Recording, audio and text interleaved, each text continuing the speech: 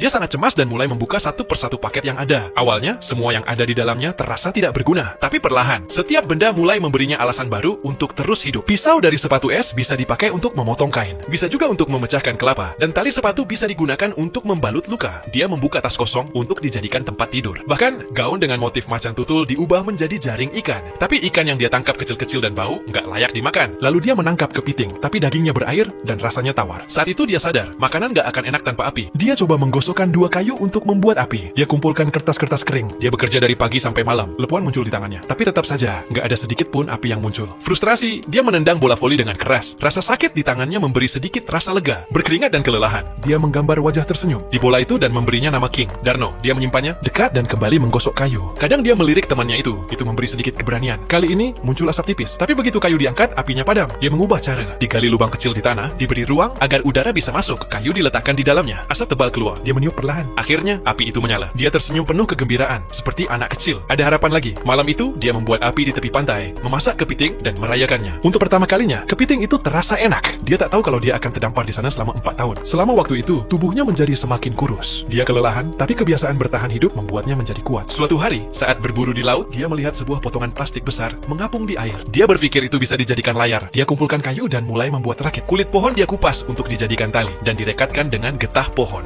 Meskipun sudah menggunakan semua yang ada, dia masih kekurangan tali. Lalu dia ingat tali yang pernah dia buat untuk menggantung dirinya sendiri. Sekarang, tali yang sama itu bisa menyelamatkan nyawanya. Akhirnya, rakit itu selesai. Sebelum pergi, dia membawa 2 barang. Jam saku milik pacarnya, dan paket dengan sayap emas di atasnya. Dia mengikat King Darno erat-erat. Dirakit pada batu yang dia ukir dengan angka 1500 hari. Lalu dia melepaskan tali dan mendorong rakit itu ke air. Dia menoleh sekali lagi, melihat pulau yang telah menjadi penjaranya selama 4 tahun. Perjalanan menyeberangi laut sangat berat. Dia minum air hujan, makan ikan mentah, dan melawan kelelahan. Kemudian badai besar datang. Layar plastiknya terbang terbawa angin. Tak lama setelah itu, King Darno pun terseret gelombang. Dalam keputusasaan, dia melompat ke laut untuk menyelamatkannya, tapi tali yang mengikat rakit menghentikannya. Sekuat apapun dia berusaha, dia tak bisa mencapai temannya itu. Dengan hati hancur, dia kembali naik ke rakit dan terbaring di sana dalam kesedihan. Dia bahkan tak sadar ada kapal yang melintas dekat. Beruntung, ombak besar membangunkannya. Orang-orang di kapal melihatnya, dia diselamatkan. Saat dia kembali ke rumah, dia bertemu dengan pacarnya, tapi dia sudah menikah sekarang dengan dokter gigi yang dulu pernah memperbaiki giginya. Pada akhirnya, dia mengantarkan paket terakhir yang belum dibuka dengan sayap emas kepada pemilik yang seharusnya. Itu milik seorang wanita yang rumahnya memiliki simbol sayap emas yang sama di luar pintunya. Dia meninggalkan paket itu di depan pintu rumahnya dan menulis catatan kecil ucapan terima kasih di atasnya.